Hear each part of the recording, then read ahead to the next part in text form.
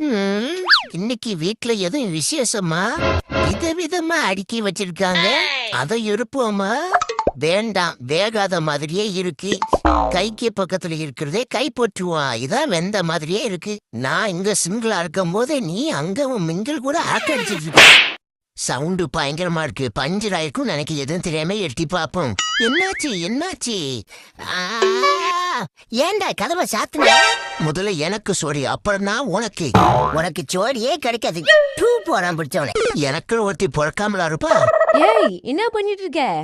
ஆ, பார்த்தா தெரியல, முதுவ பெண்ட் எடுத்துட்டு இருக்க. முதுகு பெண்டாரவளுக்கு அப்படி என்னதான் செஞ்ச? என்ன செஞ்சனா? எத்தனை வீடு சன்னல் கம்பியெல்லாம் நெளிஞ்சி வளைஞ்சி போன தெரியுமா?